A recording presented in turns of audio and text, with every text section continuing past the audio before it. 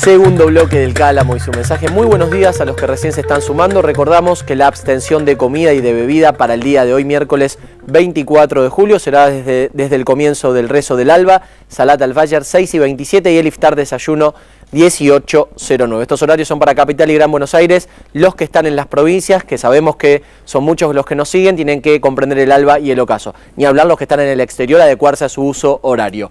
Vamos con alguna información durante este bendito mes de Ramadán, ya que el Centro Cultural Islámico Rey Fahd, cito en Bullrich 55, en el barrio porteño de Palermo, se encuentra abierto durante las 5 oraciones obligatorias, desde el Fajr hasta el Isha y luego Salat al-Tarawih.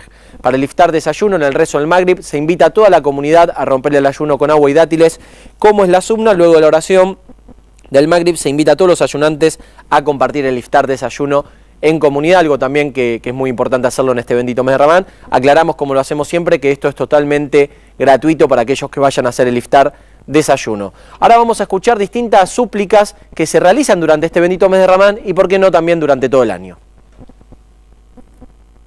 Allahumma tamma nuruka fahadayta falakal hamd. Oh Alá, tu luz se completó y guiaste, pues a ti todas las alabanzas. Wa 'azama hilmuka faghafarta falakal hamd. Tu clemencia se engrandeció y perdonaste, pues a ti todas las alabanzas. Wa basatta yadaka fa'a'tayta falakal hamd. Tu mano se extendió y diste, pues a ti todas las alabanzas. Rabbana wajhuka akramul wujuh.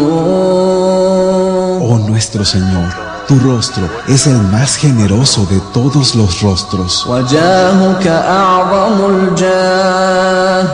Tu estima es la mayor de las estimas. وعطيتك أفضل العطايا وأهنأها. Tu dádiva es la mejor y la de mayor deleite de entre las dádivas. تطاع فتشكر. Te obedecemos y nos gratificas. وتعصى فتغفر. Te desobedecemos y nos perdonas. وتجيب المضطر. Atiendes al desdichado. وتكشف الضر. Remueves la adversidad. وتشفي السقيم. Sanas al enfermo.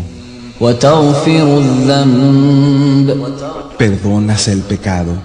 وتقبل التوبة. Y aceptas el arrepentimiento. ولا يجزي بآلائك أحد. Nadie puede retribuir con tus dones. ولا يبلغ مدحك قول قائل.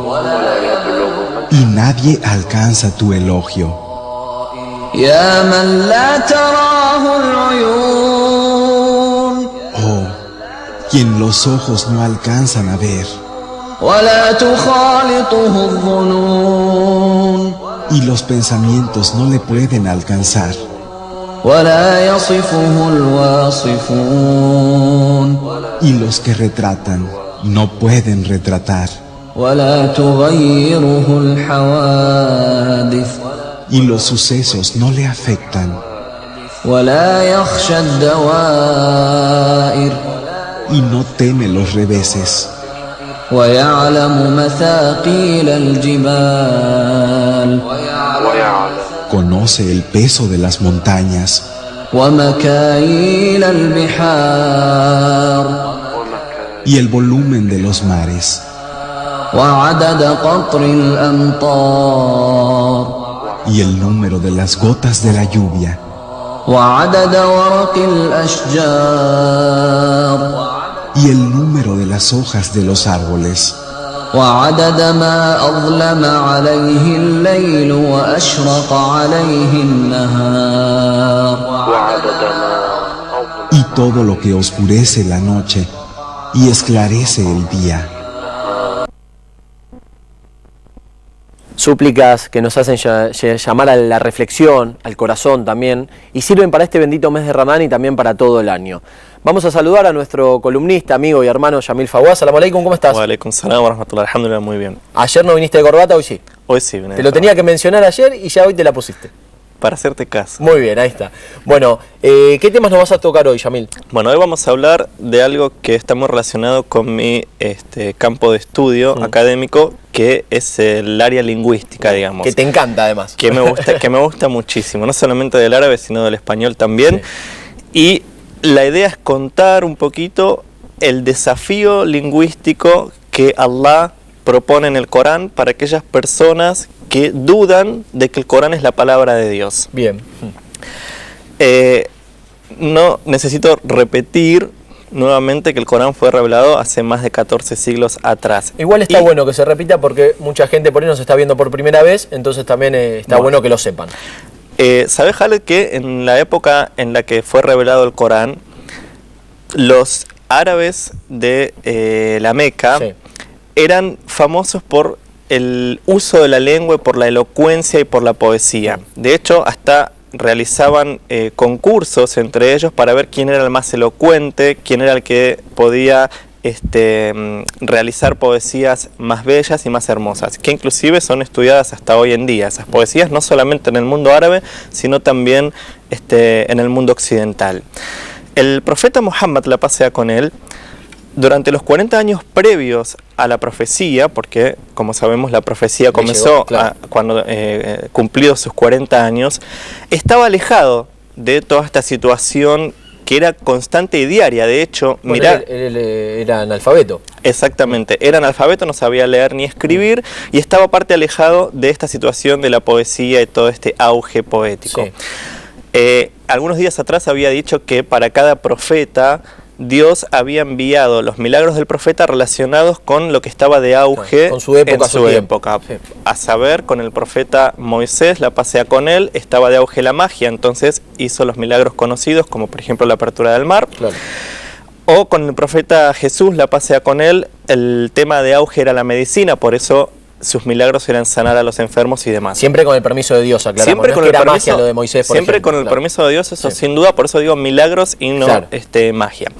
Obviamente con el profeta Muhammad, alayhi salatu wassalam, lo que estaba de auge, como estaba diciendo, era el tema de la poesía, la elocuencia, la retórica, la lingüística en general. Entonces el milagro más grande relacionado con el profeta es justamente el Corán.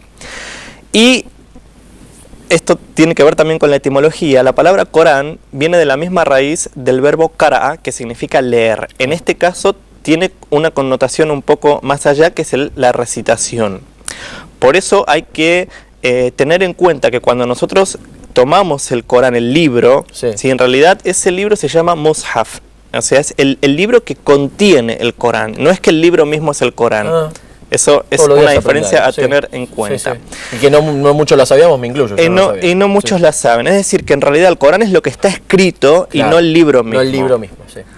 Por eso, justamente se llama Corán, como dije, que tiene que ver con la recitación, y por eso es que se ha pasado de época en época y recién se ha juntado y escrito en un solo libro o compilado en un solo libro luego de fallecido el profeta Muhammad, la paz sea con él. Decía entonces que el profeta Muhammad durante los 40 años estuvo alejado de esta situación, es decir, que no sabía leer ni escribir, no estaba cerca a los poetas. Y vos fíjate que a qué punto era importante este tema de la poesía, que aquellos poetas que realizaban poesías muy buenas, las colgaban en la Kaaba para que todas las personas la vieran.